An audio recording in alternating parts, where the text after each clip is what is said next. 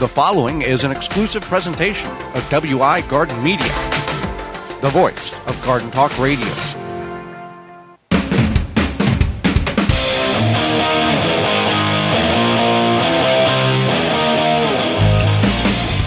Coming up on the program today, we're going to discuss how you can plant fall garlic to harvest it in the spring, as well as 5 don'ts this fall.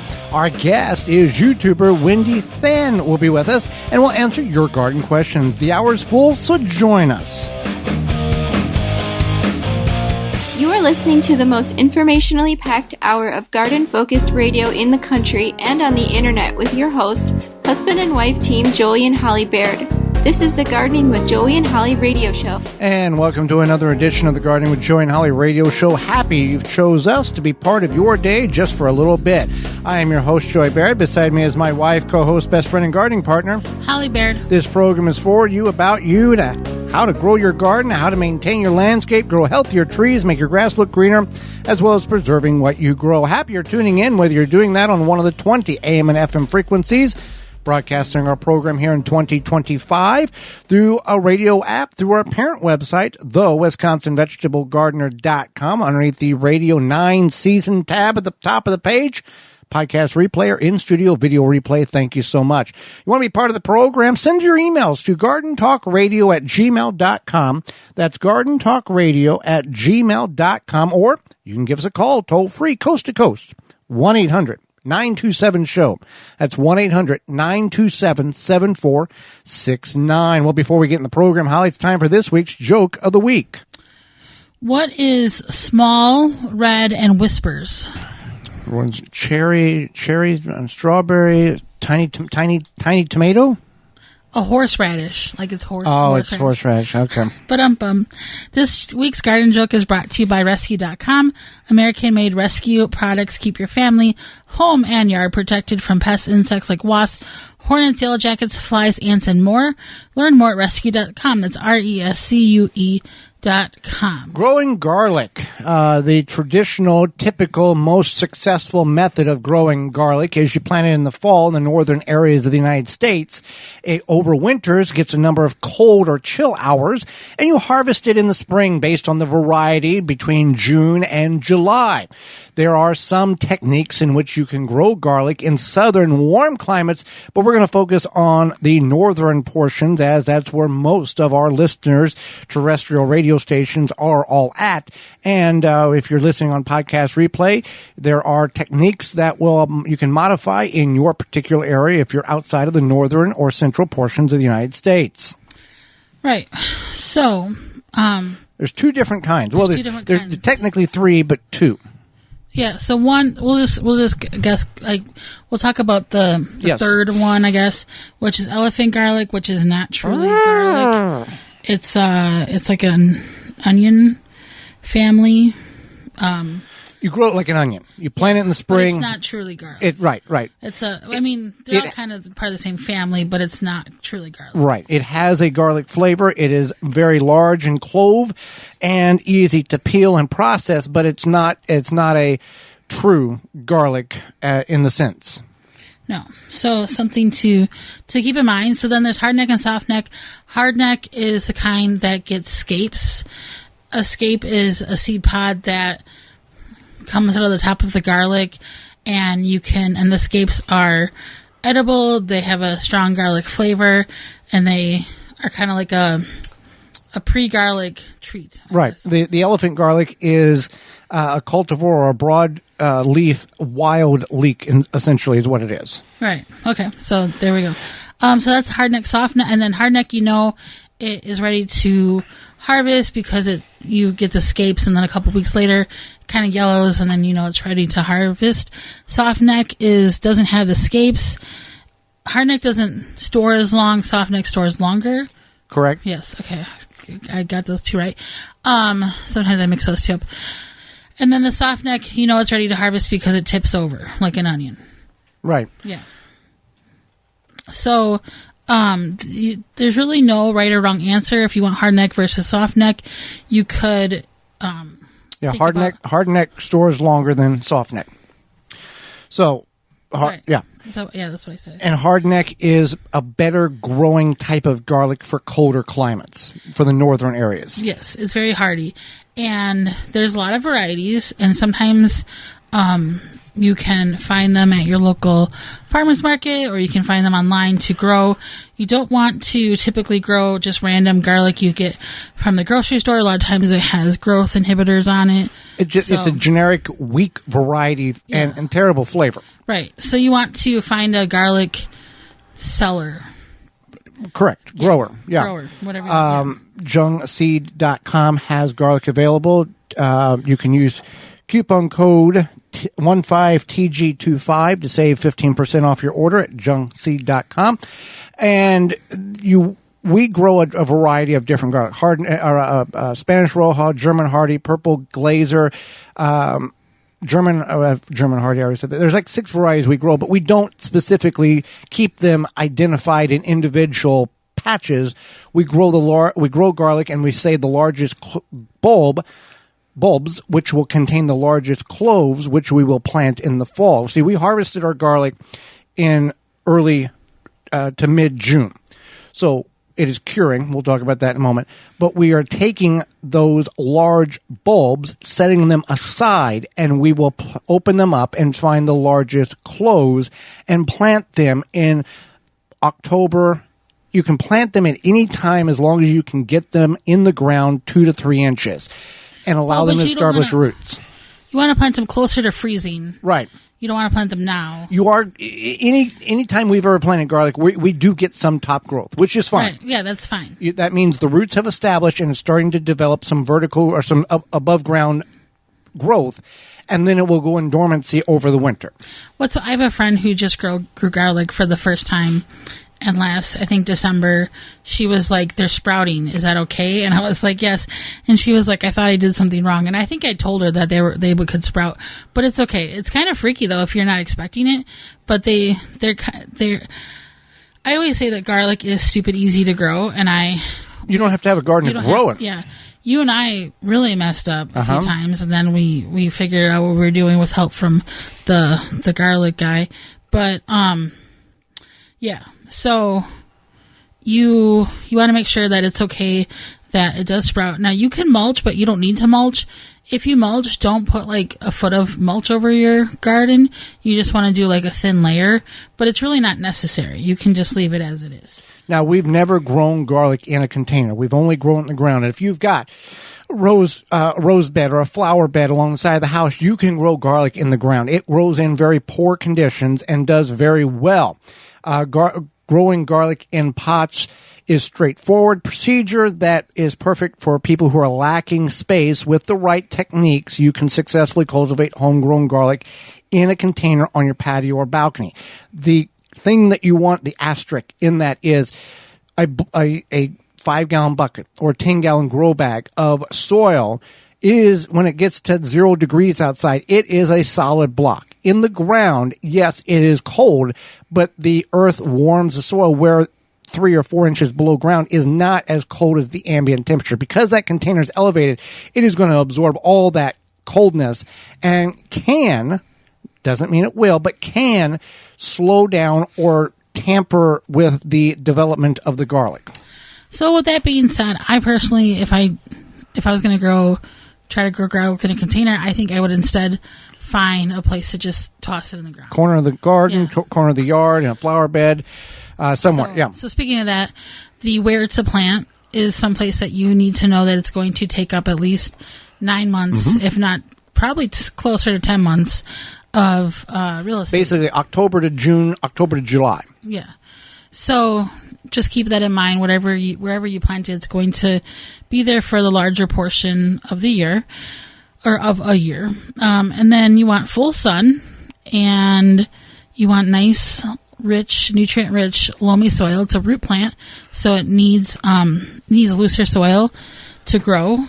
Root crop. You're not going to fertilize it in the fall. You're just going to plant it, get it to establish roots, going to go into dormancy. In the spring, it will naturally start growing when the soil is the right condition temperature, and you can top dress it with compost. That's really the simplistic of fertilizing. We've never fertilized our garlic ever. We've just made sure that there was moisture, and typically in the spring there is plenty of moisture, and you can know when the hardneck garlic is getting close because you're going to harvest the scape. Use that as a dish. Wait 3 to 4 weeks, the lower set of leaves begin to die off, and you can dig it up. You don't want to leave it in the ground because mold can develop, and it can potentially... And even pests, possibly. Yeah. And and soft-neck garlic, the tops will fall over and crimp the stem like a bulbing onion would. Now the question is asked, well, can't I plant garlic in the spring? Well, you can. What we have found, we did this. We planted it in the fall, in October, harvested it in spring. We planted it as soon as we could get it in the ground in the spring and harvested in August, September. Yeah. And the spring planting and harvesting in September was half the bulb size as the garlic that was planted in October and harvested in June. The garlic needs to have a certain number of cold hours to properly develop, to properly bulb or divide its bulb in order to have multiple bulbs or multiple cloves inside the bulb. So it is best to plant it in the fall and harvest it in the spring. In addition to doing in that procedure, that time frame, it allows you to do one less thing in the spring, because in spring it's like, it's cold. Oh, it's warm. We should have done something 2 weeks ago, and you're trying to get everything done. Yeah. So you want to just keep that in mind. Reputable garlic dealer, grower, seller.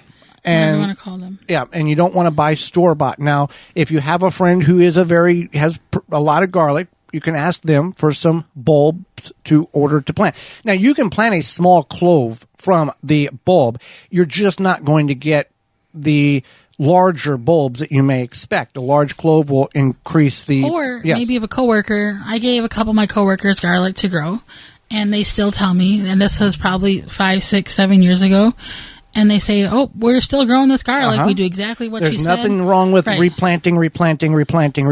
Yeah. And you're going to get bulbs of garlic based on the variety can have 4, 6, 12 cloves. Now, the larger number of cloves in the bulb is the smaller size clove. So it's not like you're going to have 12 cloves and it's going to be the size of a volleyball.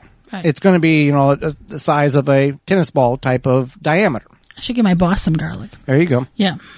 So if you have any questions in regards to growing garlic, certainly send the questions to gardentalkradio@gmail.com, or you can go to our parent website, thewisconsinvegetablegardener.com, and in the right upper corner, there's a search engine. Just type in growing garlic, where you've got about a dozen plus in-depth how-to plant garlic, and you can pre-soak the cloves in compost to your water in order to help to jumpstart the germination of the root system, but it's not required. And whenever you plant your cloves in the ground, you're going to pull them apart of the bulb. Do not take the skin off of them like you would prepare a dish.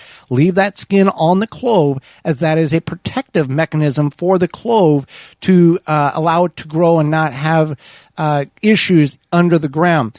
And finally, if you are growing your homegrown garlic for the first time, or you're getting garlic that was grown and not store-bought, use about a quarter of what the recipe calls for, because it is very rich in flavor and it will overwhelm your palate. If you just go, it needs 2 cloves, boom, 2 cloves, you're going to be swimming in garlic flavor. So you want to work up to it. It's great, and you have to use less, but it's well worth it. All right, so we are brought to you today by our sponsor, Walton's Inc. We know you care about where your food comes from. Canning and preserving your fruits and vegetables is great, but what about the meat? At waltonsinc.com, you can get all the equipment, seasoning, and supplies to make sausage, jerky, and any other meat product your way to your high standards. Do you want to make snack sticks that people will actually like? Walton's created meatjuststicks.com, an informational site to help you make the best finished product. They even have their full line of meat grinders, mixers, sausage stuffers, and more to help you go from animal to edible. Walton's, everything but the meat. You can use code GROW50, that's GROW50, to save 10% off of orders of $50 or more, and that's at waltonsinc.com. When we return, hang out with us, the 5 don'ts this fall. You're tuned in to the Gardening with Joey and Holly radio show. The following is... Have a garden question? Give Joey and Holly a call now or anytime 24/7. Just dial 1-800-927-SHOW.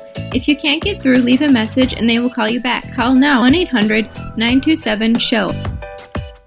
Azure Standard is America's premier family-owned online store for organic foods and healthy products for your home and garden. They deliver directly to families and commercial customers through over 3,500 drop points across all 50 states. Azure Standard strives to make grocery shopping easy, bringing all your needs to one convenient pickup location. As a trusted national health food distributor, Azure Standard offers bulk and specialty health foods to communities nationwide. With over 12,000 products, each one is approved and carefully sampled to ensure the highest quality. Azure Standard holds firm to non-GMO, organic, and natural standards. From food and beauty products to household items, nutritional supplements, animal care, hobby supplies, and even garden essentials, Azure Standard truly has everything for your daily living. Visit AzureStandard.com, that's A-Z-U-R-E Standard.com.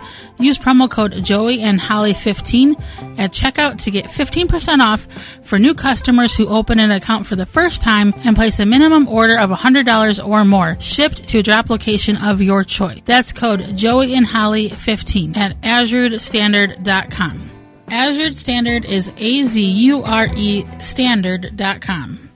Jung Seed Company is a family-owned and operated gardening company since 1907 with the largest selection of seeds and plants online. Use coupon code 15TG25 to receive 15% off your order at jungseed.com. That coupon code is 15TG25 to save 15% off your order at jungseed.com.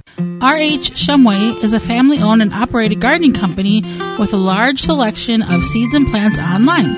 You can use code 15TG25 to receive 15% off your order at rhshumway.com. That's code 15TG25. Garden like a pro in 3 easy steps and receive customized fertilizer recommendations for your garden or lawn. Soil Savvy helps you determine what nutrients your plants need to thrive. Never again over-apply nutrients they don't need. A patented process that makes you a smart gardener. To get your soil test kit, go to mysoilsavvy.com. Have insects such as aphids or fungal gnats invaded your plants? Fight back with Summit Year-Round Spray Oil and Summit Mosquito Bits.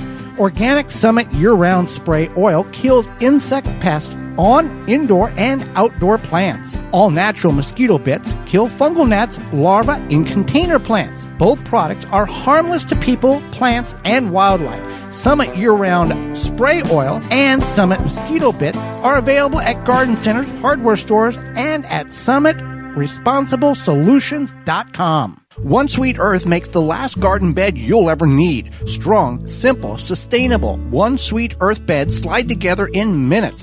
No tools, no rot, no junk. Durable, non-toxic, woman-owned, made in the USA. Visit OneSweetEarth.com. Save your back. Easily and quickly remove trees and shrubs from your property with the Weed Wrench. Find it at weed-wrench.com. Made in the USA. Use coupon code WEED to save $10 off your Weed Wrench at weed-wrench.com.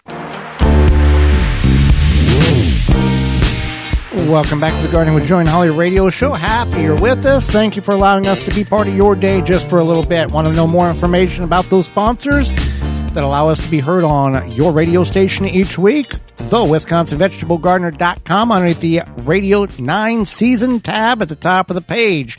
Coupon codes can be found under the Money tab.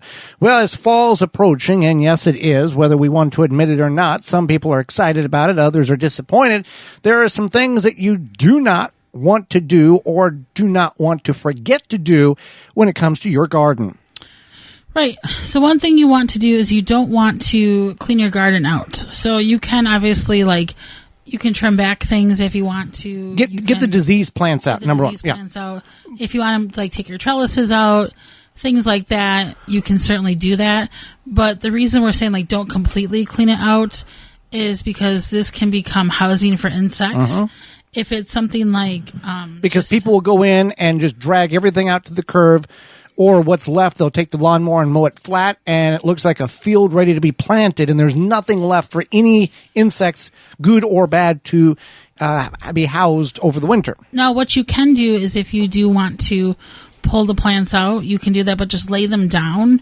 If they're not diseased, just lay them down in the garden, and that will then become a part of the soil, and it'll still give housing for those insects in the stems, in the stalks, and yeah. Under the leaves. Bring leaves in. Let's not forget about adding leaves. And that's another thing is you don't want to give your leaves away. When we say give your leaves away, we mean just take them to the curb. Yeah. On the previous point there, cleaning your garden out. Take the diseased plants, your late blight, your powdery mildew plants, those type of put them in your trash. I know some municipalities don't like that, but there's finessing ways of hiding those items in bags and inside between black other bags. Yeah, black garbage bags. Hide all your sins. Yeah. So. Because here's the reason why you don't want to put it in the street, because based on like early blight, for example, or late blight, late blight, if kept warm enough over the winter in compost piles, it can be introduced into your garden or other people's gardens. If the municipality picks it up and they go, go get some free composters, low cost compost, bring it to your garden, and boom, there it is, because it's kept warm enough all winter long. So, and spores of other of diseases can be kept warm enough. So you want to dispose of them and get rid of them, whatever way you need to do under the cover of darkness. Right. So going back to the leaves, you don't want to just give your leaves to the curb, to the city, whatever. If you don't want to mulch them. I mean, you can mulch them, but if you do mulch them, you want to put them onto your vegetable garden beds, especially. Or say you have a fun time raking them and you put them into a plastic pumpkin bag for decorations. Once you're done with that, don't just toss that to the curb. Take those leaves out and put them into your garden. If you have black walnut leaves or eucalyptus leaves or other trees with high, that those two are ones you don't want to use into your garden because they don't compost well. You want to avoid those for decomposition. Are there a lot of eucalyptus trees? Well, I'm just saying it's information. Okay. Information, facts, and trivia. All right, so you don't want to give your leaves away. You want to use them for mulch on your garden, and you can mound them up super high. If you're concerned about them blowing around, you can always wet them down a little bit with your garden hose, and this will help feed your soil. It'll give you a nice chance for mulch in the spring, and it is really good to feed your soil. So some people really enjoy raking leaves in the fall. They do? Yeah, it's therapeutical. I could see that. What I don't understand is, the first, the famous line from The Office, summer had to end sometime, the leaf is changing and they're at the office. Yeah. You got people who are, gung-ho about it. They have a big, massive oak tree. It's beautiful, and it's got like 7 leaves that have fallen on the ground, and they spend time cleaning those 7 leaves up, and the next morning there's like 5,000 leaves. Right. It's like, wait until the tree completely drops all its leaves. Some people they like to do intermittently. And then they clean it up real nice, and then the wind blows, and all the neighbor leaves come in the yard. Right, right. Realistically, you can just, it's not illegal. The leaves aren't going to bust into your house and eat your Oh, you've not seen the nighttime crimes of leaves on trees, have you? Yeah, so you can just leave your leaves. You can leave your leaves anyway. All right, so you don't want to neglect... Trees at night. You don't want to neglect your perennials. Perennials, usually, sometimes you have to trim them back. Sometimes you might have to put some sort of hard frost protection. I know people do this with the rose bushes, things like that. Which is not necessarily, but if you've got a plant that is adequate for your growing zone, we've talked about it on the program. If you're looking at getting perennials, you want to look at what your growing zone is. Example, if you're in growing zone 5, and get plants that are adaptable to growing zone 4, so that they can withstand the winter, so you don't have to protect them. But if you have tropicals or something like that, you bring them in. We have these varying weather patterns, so that's why you get one colder. Right, but if you are not sure, or whatever, maybe you have had this perennial for a long, long time, you can cover it. You can do whatever you need to do. If you have, I know there was one. Figure out if you can divide it as well. Right. There was this one really cold winter we had, and a lot of people lost their arbor vitae, whatever they're called. Arborvitae, yeah. So just keep that in mind. If you feel that, wrapping your arborvitae in burlap soothes your soul, and it's going to be bundled up for winter, do that. But if it's going to be detrimental to the plant, don't. If it's actually going to do more harm than good. Right. I'm just saying that. Yeah. sometimes it makes sense why people do things. So you want to make sure that you don't forget to plant your bulbs. A lot of times, you might buy the bulbs. They're on sale, 25 and get 13 free. Or the neighbor kid came by and said, here's my fundraiser for school. I'm selling bulbs. And then you buy the bulbs and they drop the bulbs off to you and you put them on a shelf in the garage. And you're like, yeah. So don't forget about your bulbs. Then you find a basket of or a netted bag in the spring trying to figure out what was this. And oh, that was Jimmy's fundraiser. These aren't going to grow because they're and they might raisins. Smell funny. Yeah, so just keep that in mind. Don't forget your bulbs. Jimmy got your money. Jimmy. But you didn't get the bulbs. You got your bulbs. You just forgot to plant them. Right. So don't forget about your bulbs, or maybe like Joy said, maybe you got a good deal on them or something. You don't want to neglect your soil. So we talked about that kind of the leaves, adding lots of leaves, and there's no limitations on the amount of leaves in which you can add. Now, if they're larger leaves, like oak leaves, you can mulch them in order for them to break down quicker, as the smaller particles will. But we have mounded leaves in our traditional garden or raised beds 2, 3, and 4 foot high, and by spring they have decreased by 2/3, and by June, didn't even know we put any leaves in the garden. So you can do that. Make a mound, make a pile, central pile. We've done that where we've taken the leaves in the spring and used them as mulch around our tomatoes and our peppers when we planted them. So there's a lot of things in which you can do. Again, you don't want to leave the soil bare. Even if you just put some leaves, some cover, something over the soil, you will be amazed how much healthier the soil, one, will look in the spring when you start planting, but two, it prevents the soil from weathering. You've seen soil that has been exposed to the air, the wind, water. It just looks dull and plain. Now, that you can't look at a piece of soil and go, that's a healthy piece of soil, or that's an unhealthy to some extent. Now, if it's black and it looks like potting soil and that type of thing, it's different. But the more we can protect the soil, the better microbial life in the soil can be had, which in turn can be healthier for our plants. And less soil disturbance it decreases the amount of casualties those microbes will experience by exposing them to the atmosphere. So minimal amount of soil disturbance. There you go. You also don't want to forget about lawn care. A lot of people feed their lawn in the fall. Uh-huh. You can do this with a lawn feed. I think it's usually typically higher in nitrogen. Or if you don't want to do something that is more chemical based, you can do something like corn gluten meal. But you do want to feed your lawn in the fall. Everybody, it's a rule of thumb. I know that through my research, through talking to different landscapers, it's the thing. You want to feed your lawn in the fall, and it prevents it helps your lawn absorb those nutrients in the best way over winter. Yeah, apply a fertilizer in the fall to help cool season grasses recover from the summer stress and prepare for winter. Allow them to store nutrients for spring growth. So based on if you have cool weather, cool season grass, or warm season grass, you got to know your deal. If you don't care about your lawn, omit that last 45 seconds we just talked about. One thing also to talk about is think about your trees. If you have a tree and as these leaves are falling, you're looking at it and you're like, that branch, looks a little questionable. Maybe I should get that trimmed because once snow starts falling on it, ice, whatever. Or if you have some sort of tree that you want to have trimmed in the spring, you want to keep that in mind. Well, do it in the fall because these arborists, everybody in the spring goes, oh, it's spring. I got to get the arborist out here, and everybody's booked solid. In the fall and the winter, especially in places where if it freezes solid, they can get in without doing any landscape, any soil damage around your garden or in your property. That's the way to go. And in most, I'm not a lawyer and I don't pretend to be one because I don't want that mess. In a lot of places, if trees do fall in areas on cars or on pedestrians or on sidewalks, you as the homeowner are responsible because it is on your property and it detached and did damage to other people or harm to other people. So you are responsible for that as well.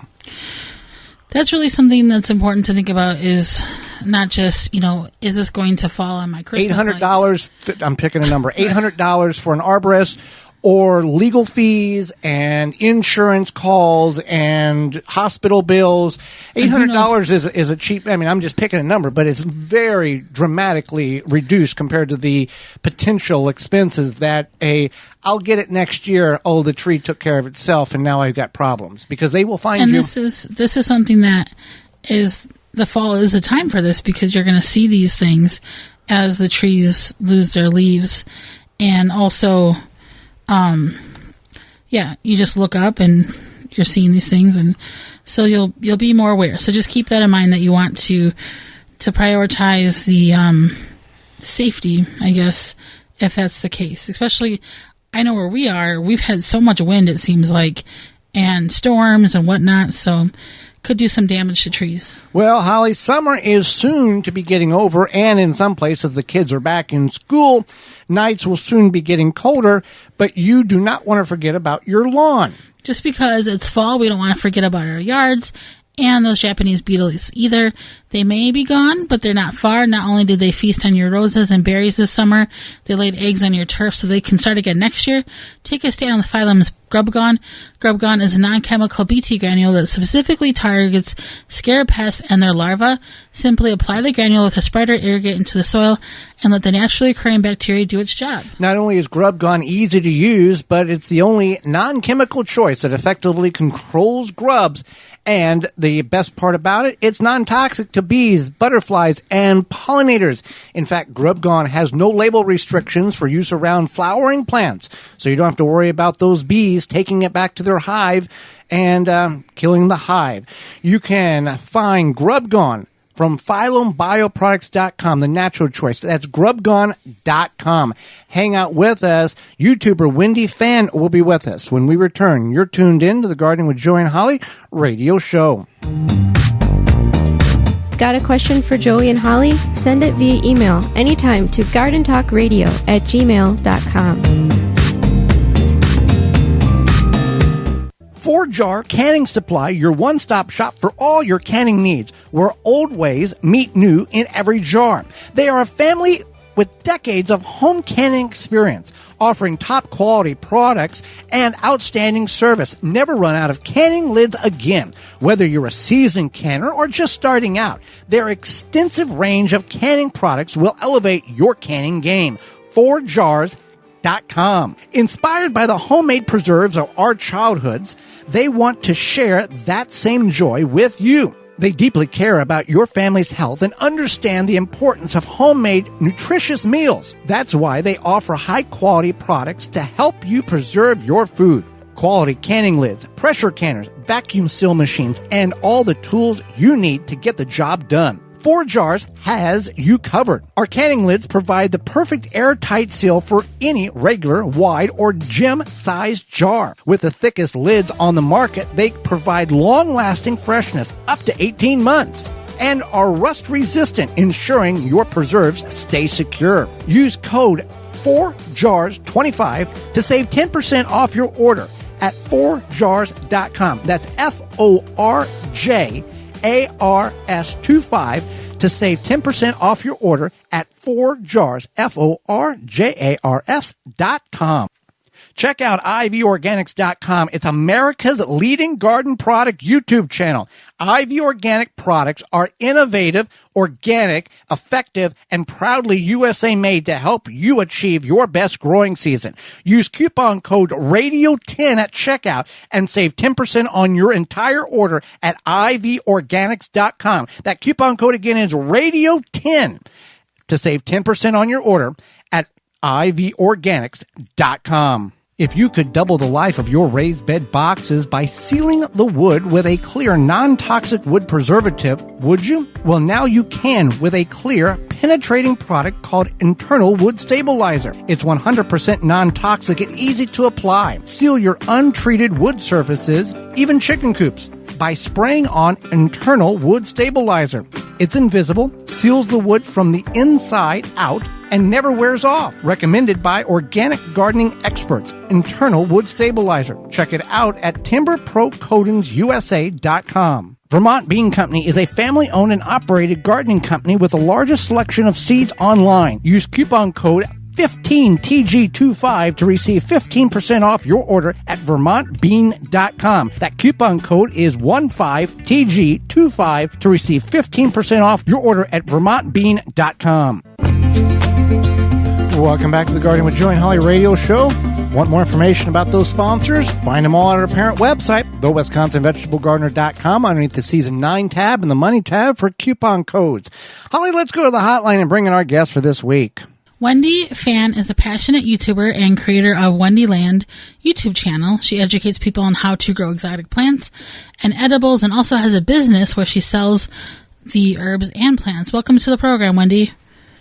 Thank you so much for having me. Hello, everyone. Well, thank you so much for taking time out of your day, not only to educate Holly and myself, but all of our listeners. And I'll start with this. How did you get into growing exotic herbs and plants? Where was that aha moment for you? The aha moment for me was when I discovered that there's actually herbs that you can grow, and there's so many different flavors, because I love cooking. And I just love being able to experience new flavors, new scents, and things like that in my food. And being in a small space, it just seems to make most sense to just get the most value out of it by growing, the things I can't really buy. Well, and growing up, many people, large leaf basil, for example, there are like 16 or 20 different flavors of basil, exactly.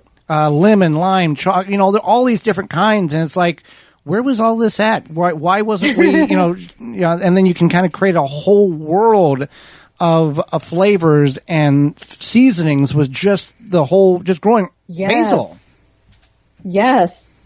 It's amazing. And there's so many different profiles. Like, you may not like it like with lime, maybe you like a little more licorice, a little more spicy, it's just, you're right. Even just with one type of herb, you can have variety And if you've never had lime or lemon or licorice, it is exactly what it tastes like. There's no flavor compare. It is exactly like lemon, lime, or licorice. So if you don't like licorice, do not grow licorice basil. You can grow the cloves or the cinnamon basil. Yeah. So how do you encourage people to grow these uncommon things, the exotic herbs and plants? Yes. So, I do a lot of shorts, and sometimes I would do dedicated videos on these rare plants. And I think it's mostly just my excitement about it, because when you genuinely love a plant or a product, you just kind of express it that way, So I do sometimes share some recipes, cooking. I love tasting it on camera. And so just being able to share, the flavors and just the beauty of it, because every plant, they're just beautiful, without you having to do anything more to it. So they smell great, they look great, they have a very unique taste. It depends on how you pair it with. And plus the medicinal properties. That's also another reason why I really got into more growing food, is because of the nutrient benefits. So just being able to share that joy and that passion behind it, I think, is what really inspires people. Now, whenever you talked about growing in small spaces, for people who are not familiar with the growing basil, is there any concern of cross-pollination, of different merging of flavors, or is that just kind of a garden myth? That's a great question. I don't really experience that myself, because I tend to grow a lot from cuttings because it's faster. And if I grow them from seed, eventually certain ones are not as tolerant to the cold, so they'll die back. And they don't tend to seed that well. Only certain varieties do seed, and I didn't see them cross-pollinating, but I'm sure that is possible. And when you do a cutting, explain to those who are like, "Oh, what is that?" You use that word faster. How can we grow these basils faster if we have, I guess, what is considered a mother plant? So I love making cuttings because it helps me save time, especially in a small space. If I grow things from seed, it would take much longer and there's not enough light. So when you take a cutting, it's basically just when you have from the top upper stems that's still kind of still firm, you just take that and you can either root them in soil or in water. And just in a few weeks, you'll start seeing it take root. When you see them, they perk up a little more. You get the new growth. That's basically the identical plant, the sibling of that plant. It's a great way to multiply your plants quickly. That definitely sounds very efficient and helpful. And would you recommend 2 or 3 leaves, or is there a certain number of leaves that, okay, I need that many in order for it to photosynthesize and start rooting, or what's the kind of the root or the rule of thumb there? The general rule of thumb, I would say it's probably I like taking about between 3 to 5 inches. I know some people do very small cuttings, but I like them kind of between like 3 to 5 inches. And you can even cut the tip, like the top, maybe an inch off of it, so it can encourage the growth like side shoots, so you can get a much more compact plant. And also it kind of stimulates the growth when you cut the top off. So yeah, 3 to 5 inches. And then take 1 inch off of that cut. Right. Kind of stress a little bit, so it has to put on those side shoots and kind of survive. Exactly. Yeah, I leave a few leaves, on it. Not too many. Oh, that's very helpful information. So tell us about your YouTube channel, which is also full of helpful information. The name of it, of course, and then also, what people can expect when they go check it out. Yeah, so you can find my channel just by typing my name, Wendiland. It's Wendiland. And my channel mainly focuses on pretty much anything like specifically on rare plants and fruits, but nature-driven, garden tours, any kind of unique things I find along my journey, my travels, rare fruits. I love doing fruit reviews. And then when it comes to DIY, I really focus a lot on small space because that's mostly coming out of my own garden. So it's like about vertical gardening, how you can utilize, maximize your space, like just to the max, and then doing trellising. So how to build ways to grow vertically. And my most recent project is a rooftop gardening. So I call it the Sky Garden series. I have a flat roof, so I thought I would take full advantage of it because there's just so much sun up there. And that's kind of the thing that I lack in the lower space because it's like a patio garden that has a lot of shade. So that's something new on the channel right now. But mainly, yes, I focus on growing rare plants and exotics and tropical, subtropical plants and edibles. You talk about rooftop gardening. Correct me if I'm wrong. Enoch over at the Urban Garden, who the program you've been on a couple of times, he did a rooftop garden or in the worked or did one, did he not? He did. He was growing peppers. Yeah, that's right. Definitely select the right plants. Yeah. The heat-loving plants. Yes. Now, whenever people hear the word exotic, they think, okay, is she shipping these from other countries? Is there FDA or problems at ports to get them in? Or are these what you would find locally in the United States just on a very rare level? Yes, on a rare level. I mean, I, have collected mine through like friends and family and different trips. And, you can actually even collect plants when you're traveling within the U.S. You can actually take them on a carry-on. Yeah. So, and plant fairs, stuff like that. So if you meet people who have that same hobby, that passion, then you can just kind of trade, you can share them. And I grow a lot of them myself. So that's how I'm able to also supply, some of my viewers. I ship them within the U.S. What have you found to be one of your biggest challenges growing these exotic plants, and how did you overcome it? I think the most difficult part is also kind of like the fun part is when you have something completely new to you and within your area, so you can't really find much information about it. So it's kind of like a mystery, but it's kind of fun and challenging. And I think with these exotic plants, I have been growing mainly more things like from the warmer area. So I think the winters here could be a challenge.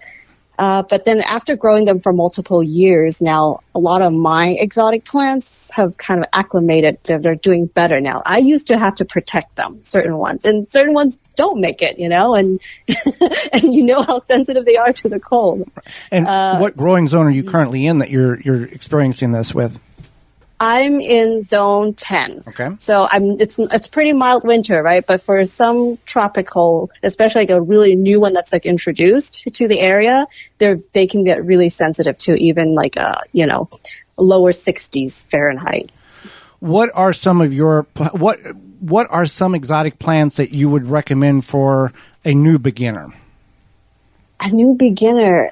One of my favorites would be one of the medicinal herbs. It's called ashitaba, and it's just this beautiful herb that does really well in part shade, part sun area, and it's just so medicinal, and it grows really well in a little deeper shade, or you can kind of introduce it to grow in a little bit more sun. And it has this deep taproot system, so it can be pretty hardy as long as you have like good, well-drained soil. It's just such a pretty plant, and because, like I said, the medicinal benefits behind it, it really kind of makes me think I want to keep, like giving it more love and attention. And because of the taproot, it just seems to be more hardy. Now, are you growing most of these in containers or in the ground? Both. Okay. I grow most things in ground. Most things in containers, but certain ones I do grow in the ground. Like it's a raised bed that's connected to the earth. Okay. Well, we've really enjoyed having you on the program today and providing all this great information. Can you remind our listeners where to find your information, your website, YouTube channel, etc.? Yeah, sure. You can find me over on YouTube or multiple platforms like Instagram, Facebook, also at wendiland.com. That's the actual website to the garden shop. So you can just type in WENDILAND all in one word on multiple platforms, or it's Instagram, it's Wendiland, so it's ITS Wendiland. But yeah, that's pretty much it. I should be found pretty easily. And thank you so much, you guys, for having me. Absolutely. And for people who do want to purchase those plants only in the continental United States, or where's the shipping legalities at there for you? Yes, exactly. Thank you so much. Absolutely. And when we return, it's going to be your garden questions and our garden answers. You're tuned in to the Gardening with Joey and Holly radio show. Got a question for Joey and Holly? Send it via email anytime to gardentalkradio@gmail.com. Good garden tools make gardening easier. Wisconsin-made Cobra Head tools simplify weeding, cultivating, digging, and planting. Favorites of professional gardeners, Cobra Head tools are durable, ergonomic, and easy to work with. Visit CobraHead.com and use coupon code SOIL for 10% off your order. David J. Frank, Southeastern Wisconsin's leading landscape company, is a landscaper you need. Their award-winning services include everything from lawn care, landscape maintenance, design, construction, renovation, irrigation, sustainability, and more. Big or small, let the experts at David J. Frank handle the hard work for you. Find out more at davidjfrank.com. Mantis garden tiller cultivators are the perfect solution for any garden. With their gas-powered 2-cycle or 4-cycle engine, these powerful machines can till 9 or 16 inches of land without you breaking a sweat. And it doesn't stop there. Mantis's optional attachments allow you to aerate, plow, and more with the snap of a finger. Engineered with durability in mind, Mantis tiller cultivators will be your guaranteed garden companion for a long time. You can find more out and details at mantis.com. A non-selective herbicide that is also USDA Bio-Preferred certified? You bet. Say goodbye to Roundup and hello to No More Weeds by Naturally Green Products. No More Weeds kills weeds with no harsh chemicals and no glyphosate. Safer on pets, No More Weeds has a proprietary sticking agent to use around gardens, pools, decks, patios, anywhere there are weeds. Available online at natgreenproducts.com, Amazon, and Walmart.com. Order yours today. The same great company that brings you no more bugs. Pomona's Universal Pectin is a high-quality pectin that gels reliably with low amounts of any sweetener. If you're trying to reduce the amount of sugar in your diet, you'll love Pomona's Universal Pectin. Now you can make healthy homemade jams and jellies sweetened to your taste. You can use sugar or honey to sweeten. Pomona's Universal Pectin keeps indefinitely when stored in an airtight container. Easy to use, versatile, and comes with directions and recipes in every box. Find out more and where to buy at PomonaPectin.com. Also available at natural food stores and online. The Shore and Shore utility cart is designed to help you with your projects around the yard and get your garden work done with ease. With a load capacity of 400 pounds, telescoping sides, the ability to use as a flat bed, and the option to pull it behind your bicycle. This cart is ideal for use around the garden, yard, lake, beach, park, and more. In short, the Shore and Shore is the most versatile cart in the market. Check us out at shoreandshore.com and get yours today. Totally Tomato is a family-owned and operated gardening company with the largest selection of tomatoes online. Use code 15TG25 to receive 15% off your order at totallytomato.com. That's code 15TG25. Welcome back to the Garden with Joy and Holly radio show. Thank you for being with us today, allowing us to be part of your day. Again, all those coupon codes and product company or the companies that are providing sponsorship for the program, trusted companies. You can find all that out at our parent website, thewisconsinvegetablegardener.com, underneath the Season 9 tab and the Money tab at the top of the page. They are what allows us to be on the radio each week, financially supporting the program so you can hear us. We got a number of questions that have come in this week. If you want to submit your question, you can certainly do that and add it to the collection. You can send it to gardentalkradio@gmail.com. That's gardentalkradio@gmail.com. Or you can send it, give us a call, toll free, coast to coast at 1-800-927-SHOW. That's 1-800-927-7469. Let's see what we can get through the top of the hour here. Why do my tomatoes grow better in the ground versus a container? All right, so I don't know if this is always true, but there's a few different reasons why they would typically grow better in the ground versus a container, especially if you don't unless you're for some reason growing like one tomato plant in like a whiskey barrel or something. So a lot of times they have more space to grow in the ground, and the roots have more of a chance to get deeper into the soil. More moisture retention. And then they have a better uptake of water and nutrients. If this is in the ground. Yes. Yeah. And then in the ground also typically better spacing. Temperature too. The temperature as well. And depending on where you put the container, some people put their containers like closer to their house. Right.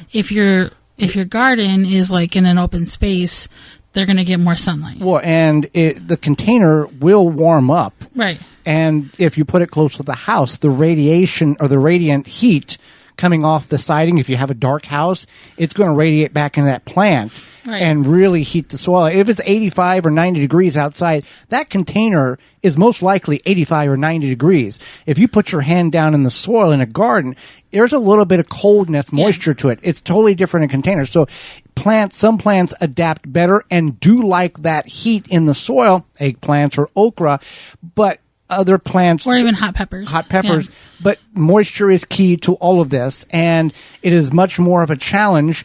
The plant will typically in a raised bed or traditional ground is able to find moisture even when moisture is hard to find, in a sense. Then if in a container, when it's bone dry, that's it. The plant's dead or dying.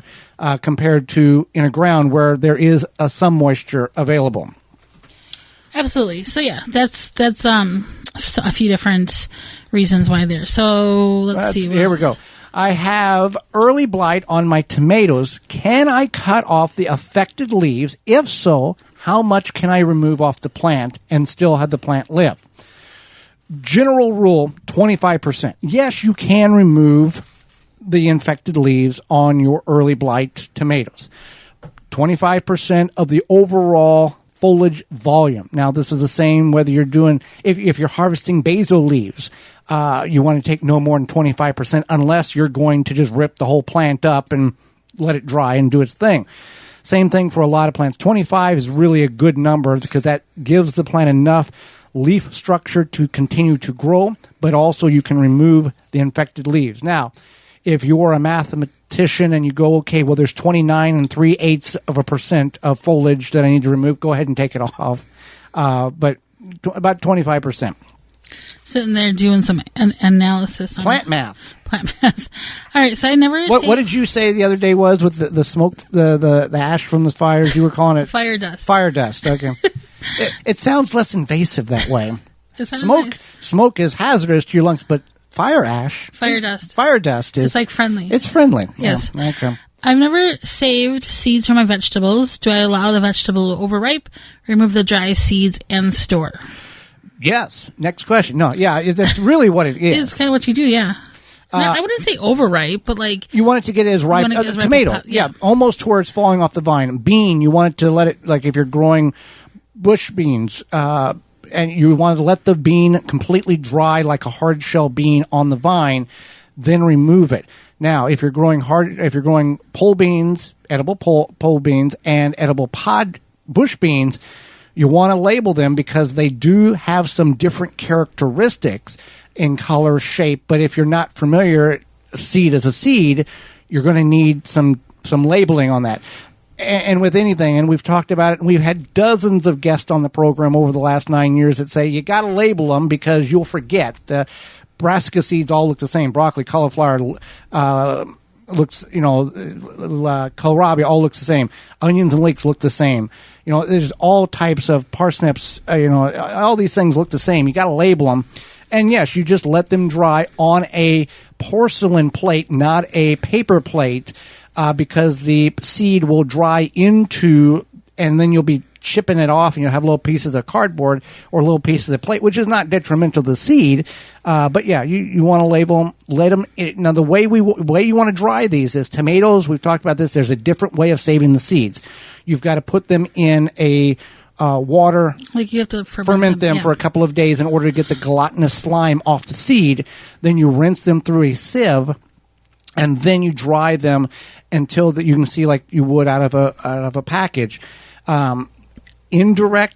Out of direct sunlight in a ventilated area, which, you can just have them in the corner of a room as long as, there's some air circulation. But climate control, you don't want to put them in a dehydrator or anything like that where the heat can affect the germination rate on the seed. So bigger seeds will take a little longer to dry. Smaller seeds won't take as long.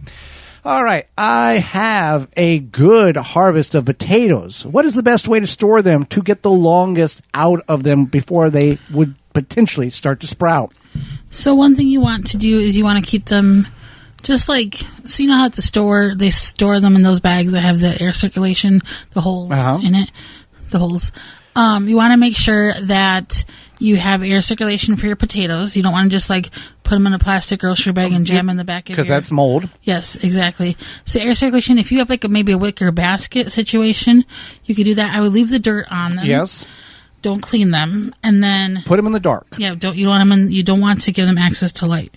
If you want ideal conditions, cool, dark, well-ventilated place, ideally 45 to 50 degrees Fahrenheit, and then avoid storing them in the refrigerator because they're going to turn on you. They're not going to be good. They're going to be mushy. They also go through some weird starch process if you store them in the fridge, so you don't want to do that. Yeah. So there it is, and there's a lot of good videos online that will kind of give you more of a direct, here's what would be best to do that. How can I figure out what kind of apple tree I have? I also have one more apple tree. I would like to figure out what kind it is. I have two kinds of apple trees. What are the best options? Well, option number one is doing a Google image search. That will only get you as far as technology will allow. It's a green apple. It could be, here's these, whatever. The better option is first of all, call your local extension office and see if they have an expert in horticulture that knows about apples. Typically, if they don't, they know somebody. Then you want to either submit an image to that person, or if they have one on staff locally, take a couple of leaves, take your apples, and then see if they can identify. The benefit to that is they are educated in apple trees in the general area that you're in. they will know that, okay, there's no way it could be these type of apples because those don't grow in this area. So they may not be 100%, but they will narrow it down going, okay, this is probably one of 3 different type of apples. And here's what my expertise tells me that it is. So there you go. And you can do this with pears. You can do this with a variety of different trees, fruit trees, that type of thing. Well, we are out of time, and we thank you for yours. Miss any portion of the program today or would like to revisit it, you can certainly do that by going to your favorite search engine and typing the Gardening with Joy and Holly radio show, or going to our parent website, thewisconsinvegetablegardener.com, underneath the Season 9 tab at the top of the page, and all 9 seasons and 300-plus episodes are shown throughout those tabs. Tune into the program next week where we will discuss fall decor items you can make from your garden, as well as preparing the garden for winter, and invasive garden plants. Our guest is Derek Stolwell. He is a horticultural therapist, will be with us, and will answer your garden questions. So until next week, for Holly Baird, I'm Joy Baird, and we will see you in the garden.